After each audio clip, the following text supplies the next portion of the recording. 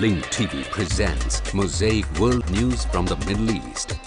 Here are today's top stories. Yemeni street witnesses renewed mobilization against military rule. Iraq denies existence of an al-Qaeda-affiliated Free Iraqi Army. And Hezbollah rejects deployment of UN forces to Syrian-Lebanese border. Mosaic World News from the Middle East begins now.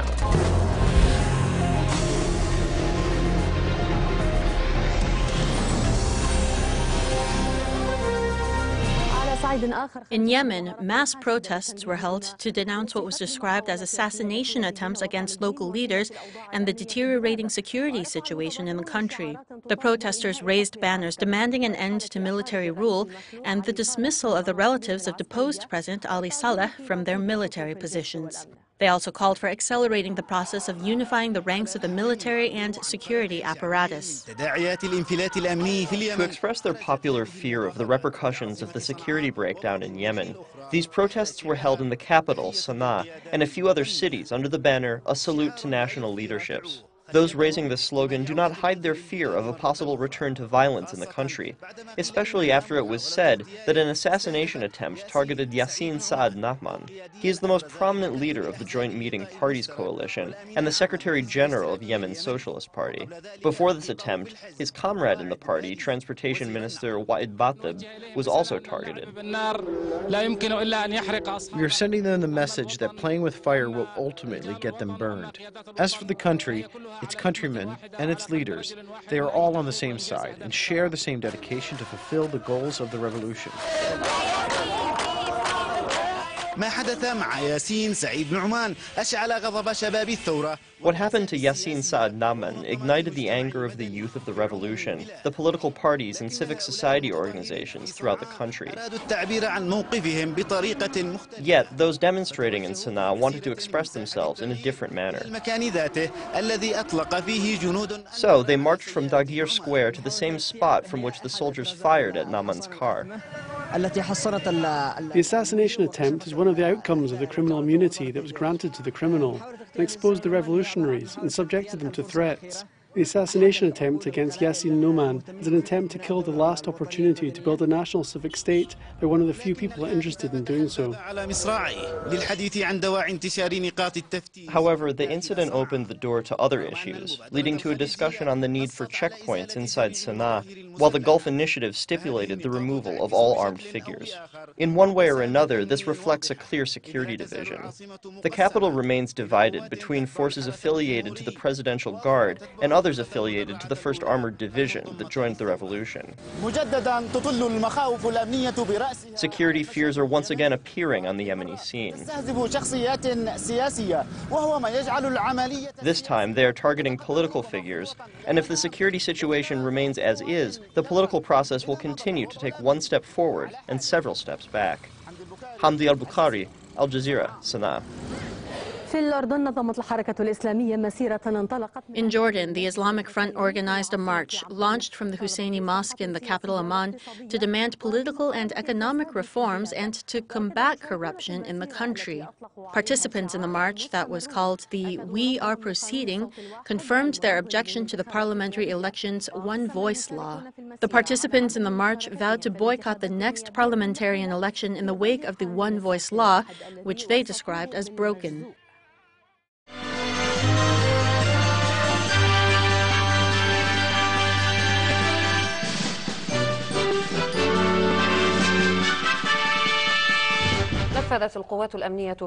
Security forces conducted a large-scale security operation this morning in the area of Al-Jazeera al-Gharbiyya, north of the Euphrates River. The spokesman for the Defense Ministry, Ziya al-Wakil, clarified in a statement that ground troops, supported by the Air Force, executed a large-scale operation to track down terrorists in the area of Al-Jazeera al-Gharbiyya, noting that the operation will continue until it fulfills its goals, which will strengthen the security and stability in the region. The claim that an organization was formed under the name of the Free Iraqi Army in Mosul was categorically denied. This was expressed through a statement issued by the Undersecretary of the Interior Ministry, Adnan al-Assadi, to Al-Iraqiya. Security officials in the province said terrorists are trying to instill fear in the residents by making such claims to raise their own morale after their near defeat. I came to Nineveh to assure everyone that the so-called Free Iraqi Army does not exist. This was the statement issued by the Interior Ministry's senior undersecretary in an exclusive to Al-Iraqiya. Al-Assadi said, quote, that my visit to the city of Mosul mainly aims to deny the rumors and gossip that claim a terrorist army was established, as promoted by some malicious satellite TV channels and some websites. He also confirmed that terrorist labels change on the basis of conditions imposed on them by the realities on the ground, depending on the time and place. Honestly, they are al-Qaeda creations. I think that what is called the Free Iraqi Army, or what is being said is a free army, is actually the al-Qaeda organization, or what is called the Islamic State of Iraq. It changed its name, and it changed its attire. It went from al-Qaeda, or the Islamic State of Iraq, to the Free Iraqi Army. So it does not exist, and God willing, we are monitoring any movement that aims to harm the lives and safety of the civilians and the security of our nation. Statements by Nineveh's senior security officials matched al-Assadi's denial of the existence of such an army. They confirmed that all terrorist organizations were infiltrated by their intelligence. Honestly, until this point, we did not arrest any of these people, despite the large numbers who were recently arrested. I assure all Iraqis, and I honestly tell them, that I'm proud of the work the leaderships of Nineveh's security and the federal police are doing. We are monitoring all organizations. Honestly, our intelligence work is pointed at all movements, and we are aware of their directions and mobilizations. So we assure all Iraqis that such an organization does not exist. There is no truth to the claim that these organizations are present inside or outside of the city of Mosul. The organization is composed of some remnants of a terrorist organization. The benefits of this intelligence effort were reaped by those involved with the security issue. Some spoke of arresting a large number of people, while others displayed various weapons they retrieved, including light and heavy weapons and the highly explosive C4 element from different parts of Nineveh province. Everyone agrees that the security challenges remain. The reasons, they say, are essential. Among them are the incubators that bind them internally and the funding that endorses them from abroad. But what is most important is the involvement of some politicians in these terrorist operations, as confirmed by al-Assadi. Haider Shakur, Al-Iraqiya, Nineveh.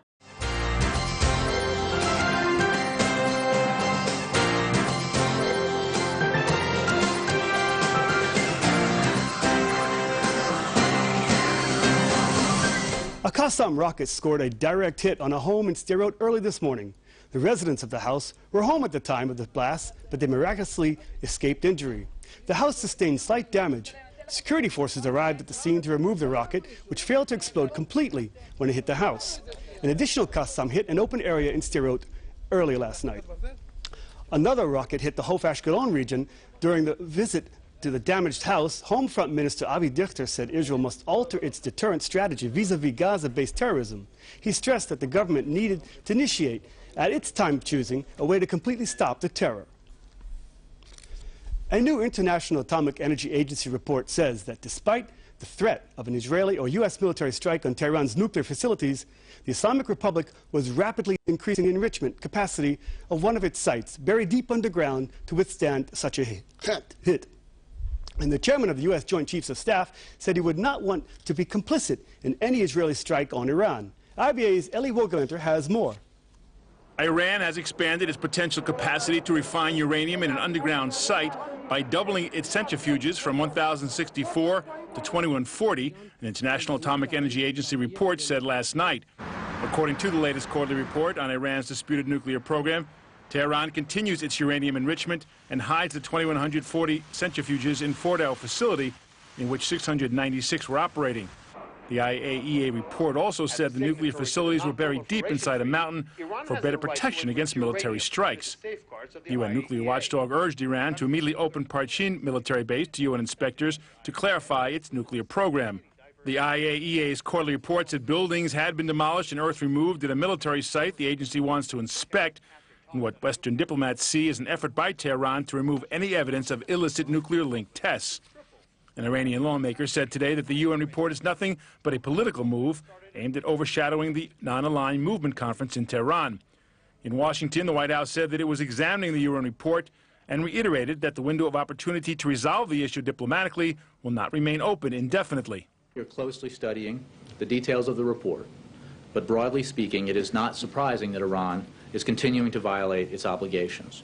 As the report illustrates, we are in a position to closely observe Iran's program and to detect any effort by Iran to begin production of weapons-grade uranium. And just to reiterate, the President has made clear frequently that he is determined to prevent Iran from obtaining a nuclear weapon, and he has led an unprecedented effort to pressure Iran to live up to its obligations. The window of opportunity to resolve this diplomatically remains open, but it will not remain open indefinitely. The chairman of the Joint Chiefs of Staff, General Martin Dempsey, has reinforced the U.S. opposition to unilateral Israeli military action against Iran, saying, "I don't want to be complicit if they choose to do it." Speaking to reporters in London yesterday, Dempsey reiterated the American assessment that an Israeli attack on Iran could delay, but probably not stop, its nuclear program. He said he did not know Iran's nuclear intentions, as intelligence did not reveal intentions. What was clear, he said, was that the international coalition applying pressure on Iran could be undone if it was attacked prematurely. Sanctions against Iran were having an effect, and they should be given a reasonable opportunity to succeed, he said. Meanwhile, Prime Minister Benjamin Netanyahu announced yesterday that he would speak out about the danger of Iran's nuclear program in an address next month to the UN General Assembly in New York. In a written statement, Netanyahu said that at the Assembly's annual general debate, he would, quote, tell the nations of the world in a clear voice the truth about the terror regime of Iran, which represents the greatest threat to world peace. In Tehran today, the representatives of 120 countries heard a blood libel against the state of Israel and were silent. This silence must stop. Netanyahu's spokesman, Mark Regev, said that the tolerance expressed by non-aligned movement countries to Iran's nuclear ambitions and threats over Israel is a stain on the international community. Today in Tehran, we once again heard hatred and vilification for the Jewish state. The Iranian regime calls for the annihilation of Israel. It oppresses its own citizens. It's part of the murder going on in Syria, and it's building an atomic bomb. The behavior of the Iranian government and the toleration for that behavior that we saw today by the nations at the conference is simply a stain upon the international community.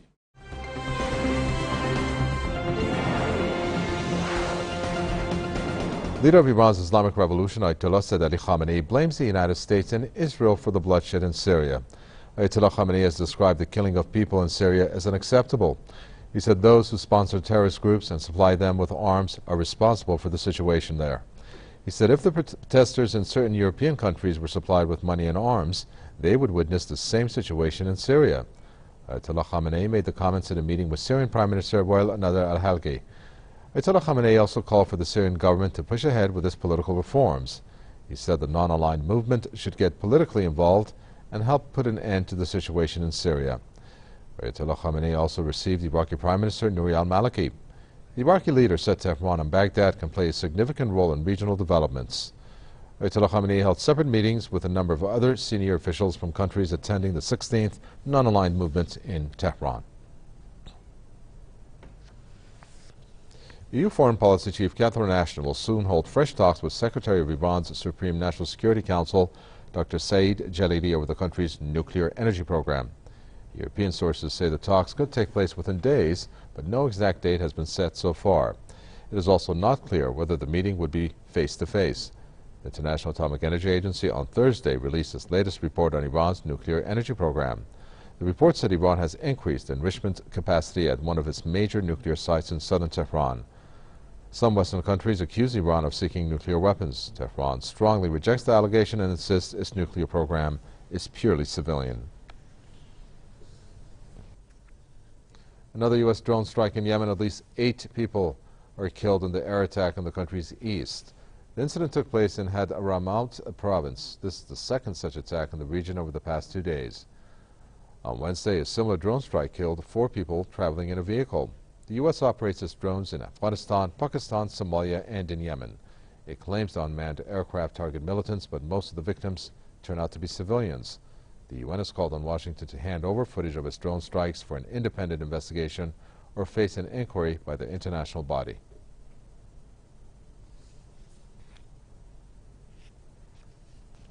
A funeral procession has been held for a Muslim Shia judge who was gunned down in an alleged targeted killing in Pakistan.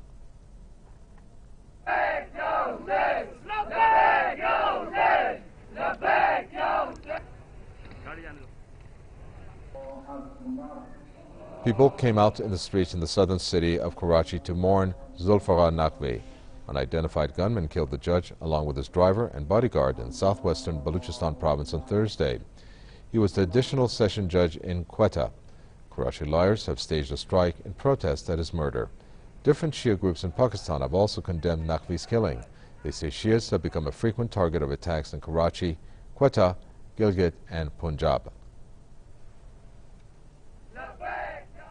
Lebanese resistance movement Hezbollah rejects calls for deploying international troops on the Syria-Lebanon border. Hezbollah Deputy Secretary General Sheikh Naim Qassam says the group is against any foreign interference in Syria's internal affairs. Lebanese political group Future Movement has proposed stationing international troops on the country's border with Syria. Qassam dismissed the plan as an Israeli plot to drag Lebanon into the ongoing unrest in Syria. Qassam also called on all parties involved in the conflict to lay down their arms and to sit down at the negotiating table.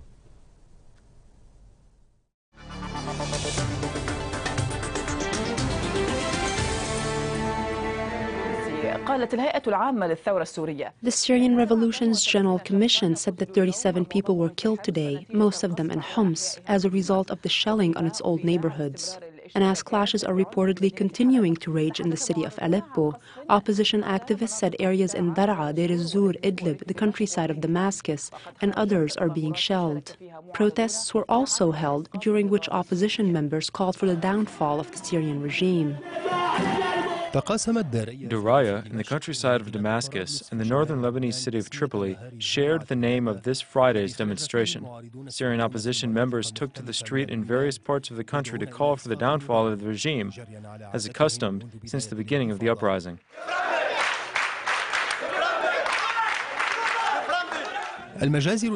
Massacres that the opposition says regime forces are committing on a daily basis were reflected in the chants of the demonstrators who cried out in anger at what they view as the silence of the international community.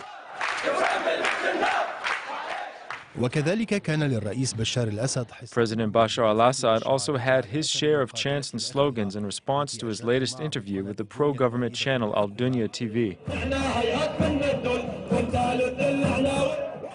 But for quite some time now, the Friday demonstration is not the only event that occurs.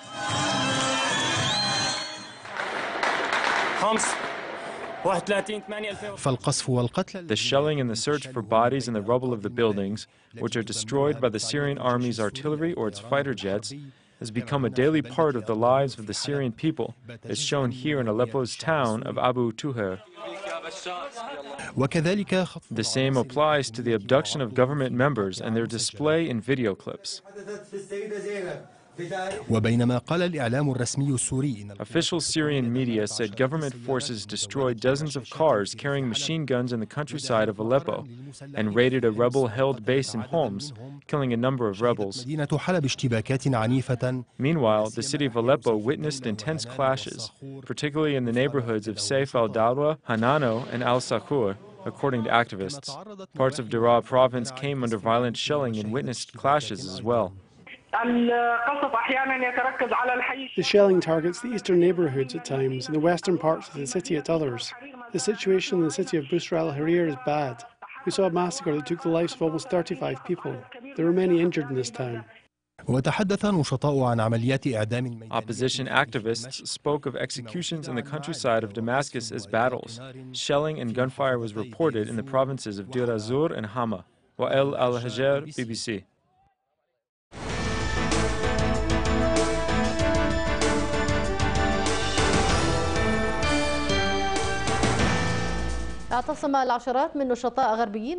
Dozens of foreign activists and members of the Anti-Zionism Association held a sit-in in front of the Israeli entity's embassy in Amman after a delegation from Welcome to Palestine was prevented from entering the occupied territories. The campaign had called for holding a protest in front of the embassies of France and the Israeli entity in Amman. Jordanian security forces arrested a number of the protesters to prevent them from approaching the Israeli entity's embassy. Activists noted that the occupation's authorities prevented them from entering the West Bank through the Jordanian border, but they confirmed that they will try to enter again this year, describing the Palestinian territories as a big prison. On the 43rd anniversary of the burning of the Holy Al-Aqsa Mosque, the Hamas movement organized a festival in Gaza in solidarity with occupied Jerusalem and its residents, who are subjected to all types of aggressions and the Judaization of the city. The Palestinians called on the Islamic world to bear its responsibilities towards Jerusalem and occupied Palestine.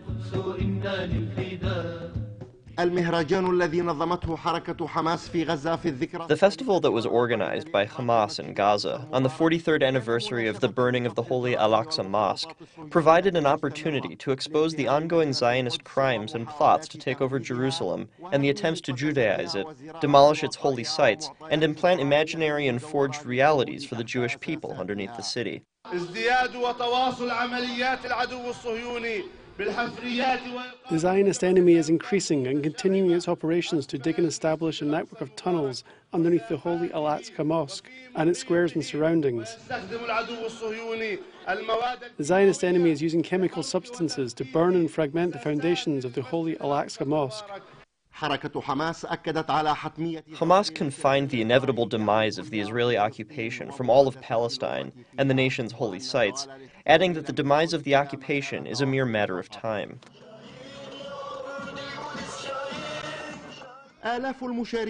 Thousands of participants in the festival confirmed Jerusalem's Muslim identity and its inevitable return to Muslim rule and governance. They called on the nation to bear its responsibilities towards Jerusalem and Palestine. We all came out to directly tell Arabs, the world, Muslims, and Islamic countries that Jerusalem is a part of our belief system, a part of our religion, and that we will never abandon it. We will continue until its return to Arab and Islamic rule. Where are the 1.5 billion Muslims? I tell the people that now is the time. Al-Aqsa is being desecrated, destroyed, and demolished. We are being deprived of praying in it. The time has come. The Muslims' first destination for holding prayers is a wounded captive, whose holiness is being violated by gangs and flocks of extremist settlers, while the nation of 1 billion is in deep sleep. But the verses of a holy book preserved by God will not vanish, and all the aggressors' plots will fail. History's damnations will haunt them, and will haunt those who remain silent. Mustafa Abdul Hadi Al-Alam from the Palestine Field in the city of Gaza, Palestine.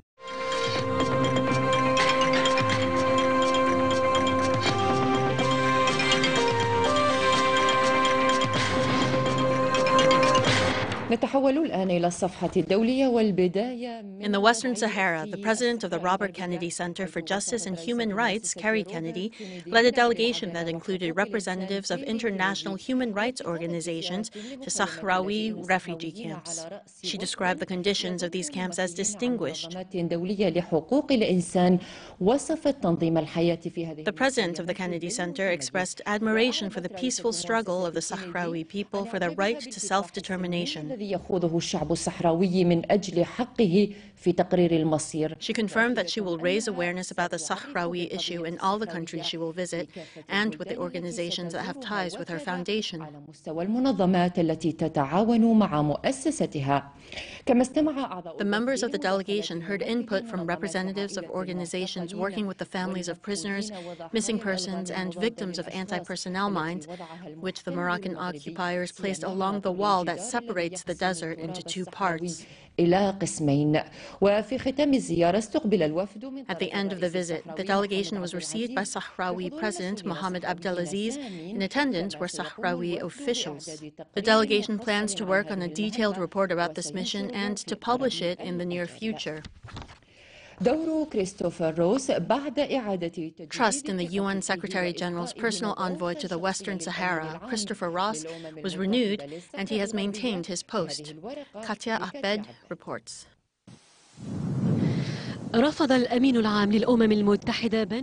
UN Secretary General Ban Ki-moon refused the Moroccan kingdom's demand to replace his personal envoy to the Western Sahara, Christopher Ross. He reaffirmed that Ross will continue to serve as his personal envoy so he can continue his task of supervising the negotiations between the Polisario Front and Morocco on the basis of the Security Council's guidelines. The Moroccan kingdom had lost confidence in Ross in May, accusing his decisions of being biased and imbalanced. Immediately after Ban Ki-moon renewed his confidence in his personal envoy, the Polisario Front called for quickly setting a schedule to organize a referendum so the Sahrawi people can decide their fate.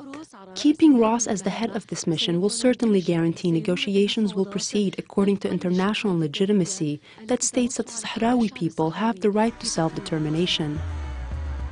The views expressed on Mosaic are from contributing broadcasters, not Link TV or its sponsors. The production of Mosaic is made possible by grants from the John D. and Catherine T. MacArthur Foundation, the Wincoat Foundation, the Firedoll Foundation, and by support of viewers like you. Thank you. Watch Mosaic World News online. Stay up to date with breaking news, read our blog, get transcripts of past shows and more at linktv.org/mosaic.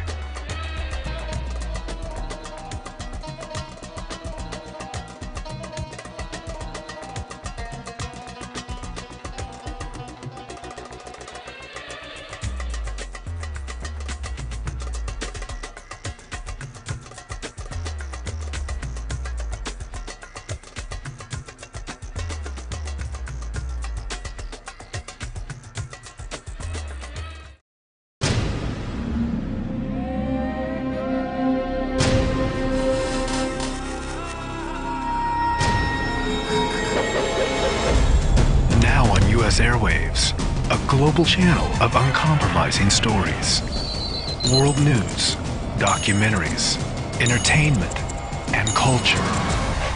Link TV, connecting you to the world. For more information, visit linktv.org.